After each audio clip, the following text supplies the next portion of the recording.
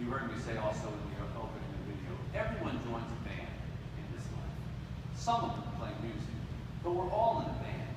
And the way that a band reacts with one another, and I've been in many of them, is very similar to the way bands in life react. There's the lead singer who sort of is out front, you know, the head of the family or the group, whatever. There's the drummer that has to keep the steady beat. There's the rhythm player on guitar that keeps, you know, things responsible. There's the guy who gets the solo and is out front. And that's how most families are, most workplaces are, most school friends, army, you name it. We're all in a band, and we all have to sort of interact with one another. And equally so, we all have a talent. Everyone is given some kind of special talent. In Frankie's case, he was playing music, and he was so good that he actually, when he played, the streets would turn blue and people's lives would change. Well, everybody has a talent like that. Everybody in this room has a talent like that. It just may not be guitar playing.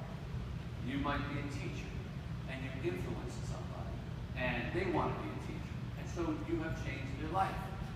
Like people who come up to me and say that about a book. You might be a nurse, and you take care of a patient, and you bring them back in such a fashion that when they're done, they're healthy, they say, I want to do that for someone else. So you've changed their life now, and they're on that path.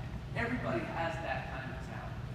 And if they exercise it and find their one true thing, they'll be able to influence all kinds of people and sort of have their own blue strings and change other people's lives. So for me, I thought it was going to be music. And then I found that writing became the place where I could make some kind of a difference, and I told a story. And all these years later, finally I write this book. And then, as I said at the beginning, things happen for funny reasons.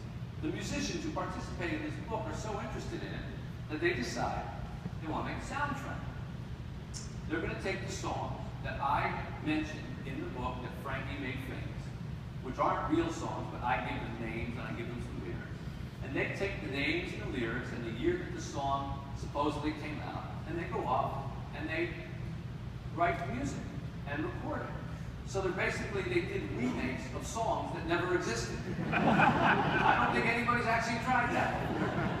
And we put together this soundtrack, and there were 6 songs that were originals like this. And all these beautiful artists, Matt Carney and John Pizzarelli and Sawyer Fredericks, who won The Voice, the kid who won The Voice with the hat and long hair, and Ingrid Michaelson and others, recorded these songs. And one of them, when I met with Ingrid Michaelson, there were a couple songs left, and one was called No No Honey, one was called Our Secret, and she said, well, I'm going to do No No Honey. And I said, that's fine, and gave Our Secret to somebody else. And then I got a call when she was in the studio asking some kind of question or something about what was the right lyric for Our Secret. And I said, no, no, no, you're not doing Our Secret. You're doing No No Honey. And the word came back to the phone, uh-oh. And by that point it was too late because she had decided on the other one, and so we had this empty song. And so I had 2 days to basically find somebody to do it. And of course somebody had to write